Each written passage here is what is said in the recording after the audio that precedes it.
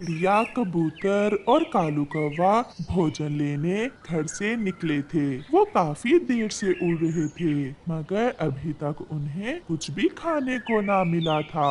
और फिर वो तीनों दोस्त उड़ते उड़ते एक जगह पहुंच जाते हैं। वहां उन्हें एक कद्दू की बेल नजर आती है, जिस पर एक बड़ा सा कद्दू लगा हुआ था। दोस्तों, मुझे लग रहा है आज हमें कद्दू ही खाना पड़ेगा। कोई और भोजन तो अभी तक मिला नहीं है। ना जी ना, मुझसे कद्दू नहीं खाया जाएगा। इसका स्वाद मुझे जरा भी पसंद नहीं है। मैं भी कद्दू नहीं खाता। मुझे तो बचपन से ही कद्दू का स्वाद अच्छा नहीं लगता। मैं तो आज कद्दू ही खाऊंगी, और कुछ मिले ना तो क्या भूखे मरना है। तो फिर हम जा रहे हैं। ऐसा कहते हुए कालू और कबूतर तो वहां से चले जाते हैं। चिड़िया भी उस बड़े कद्दू को तोड़कर अपने घर की तरफ चलती है।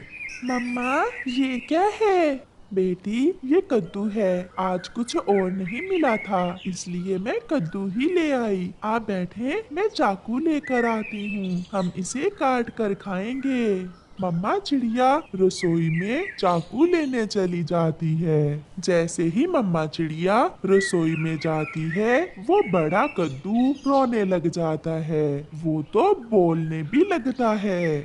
नहीं नहीं, मैं मरना नहीं चाहता। मुझे मत काटे। ये सब देखकर गुड़िया डर जाती है। मम्मा, मम्मा, जल्दी आए। मम्मा, कद्दू चाचा तो बोल रहे हैं और रो रहे चिड़िया हैं। भी रसोई से भागी हुई आती है। मुझे मत काटे चिड़िया। मैं कोई साधारण कद्दू नहीं हूँ। मैं एक जादुई शक्तियों वाला कद्दू हूँ। मुझे ना काटे। आपको जो चाहिए वो मैं आपको दे देता हूँ। मैं सब कर सकता हूँ। ये सब देखकर मम्मा चिड़िया और उसकी बेटी खुश भी थी और हैरान भी। कद्दू अंकल, मुझे तो जोरों की भूख लगी हुई है। मुझे कुछ खाने को दे। मांगे? आप जो मांगेंगी मैं दूंगा। तो फिर आप मुझे मिठाई दें। मेरा आज मिठाई खाने को बहुत दिल कर रहा है। फिर वो जादुई कद्दू जोर से हिलने लगता है और उसमें से मिठाई निकल आती है। मम्मा चिड़िया और उसकी बेटी गुड़िया को तो अपनी आंखों पर विश्वास ही नहीं हो रहा था। गुड़िया, ये तो सच है। मुझे अभी तक अपनी आंखों पर विश्वास नहीं हो रहा। मैं तब तक ये सब कर सकता हूँ जब तक मैं किसी ऐसे पक्षी के पास रहूंगा जो लालची न हो। अगर आप लालची होती तो मेरी कोई भी शक्ति काम न करती। कद्दू भाई, मेरा विश्वास करें, मैंने जिंदगी में कभी लालच नहीं किया। जो मिला सब्र शुक्र किया। वो तो मुझे तभी पता चल गया था जब आपके दोस्त मुझे छोड़कर चले गए और आपने मुझे ही खाना पसंद किया। अब आप मिठाई खाएं और मैं सो जाता हूँ। फिर मम्मा चिड़िया और उसकी बेटी मजे मजे से मिठाई काट को मम्मा चिड़िया वो जादुई कद्दू पानी के मटके के ऊपर रख देती है और वो सब सो जाते हैं। दूसरे रोज कालू कौवा चिड़िया के पास आता है। चिड़िया चिड़िया चले भोजन लेने। नहीं कालू भैया, मैं तो आज भोजन लेने नहीं जाऊंगी। आप चलें। कल आपने तो कद्दू ही खा लिया। मैंने और कबूतर ने थोड़ा आगे मीठे मीठे फल खाए थे। वहाँ और भी फल हैं। मेरी बात तो सुने कव्वे भैया। जो कद्दू मैं कल लेकर आई थी वो कोई साधारण कद्दू नहीं, बल्कि एक जादुई कद्दू था। उस कद्दू ने हमें रात को ढेर सारी मिठाई दी थी और वो हमें अब भोजन भी देगा।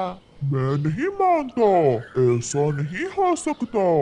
मम्मा, कालू अंकल को भी कद्दू चाचा से भोजन लेकर दें, फिर ही कालू अंकल मानेंगे। फिर चिड़िया जादुई कद्दू उठाकर लाती है कालू क्या खाओगे, जल्दी से बताओ।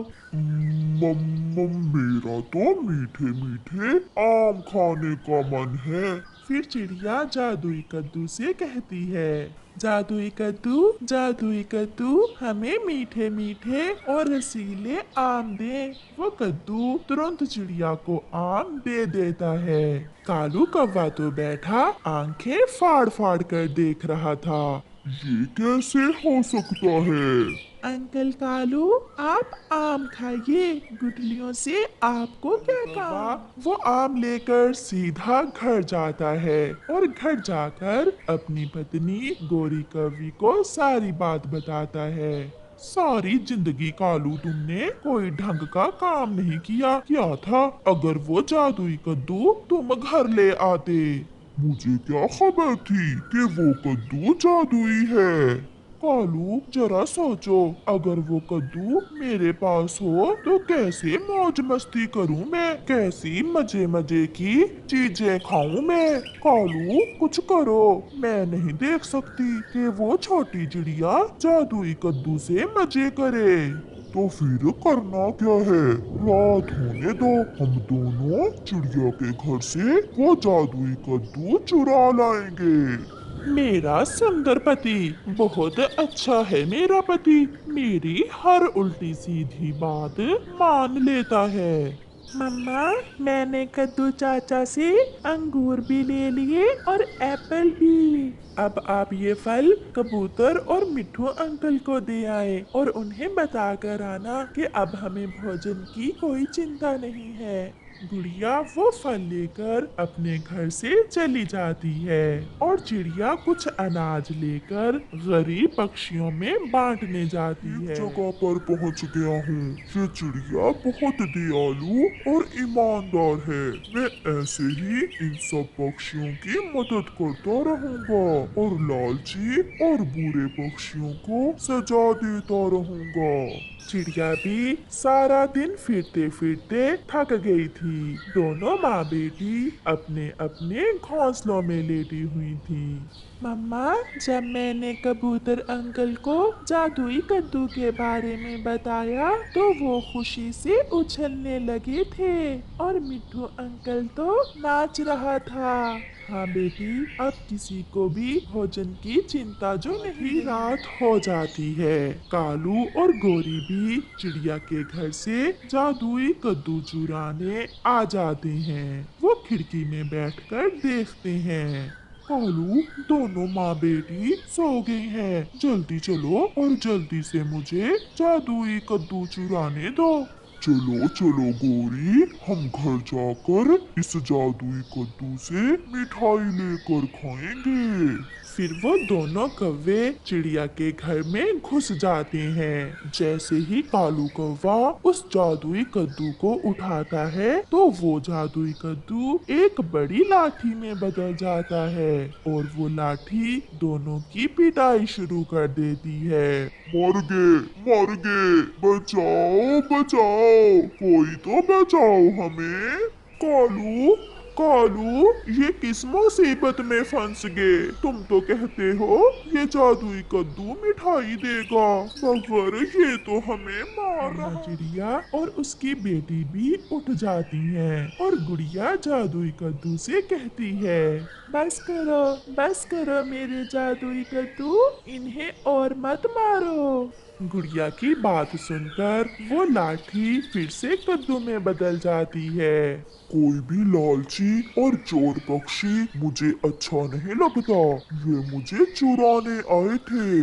अब अच्छा यही है काले कौवो, आप यहाँ से भाग जाओ। ऐसा ना हो कि कद्दू फिर से लाठी में बदल जाए। ये सुनकर गोरी और कालू तो ऐसे भागते हैं जैसे उन्हें करंट लग गया हो। ऐसे कौवों को उनके लालच की सजा मिलती है। प्यारे दोस्तों, इस कहानी से हमें सीख मिलती है कि लालच बुरी बला है, कभी लालच ना करो।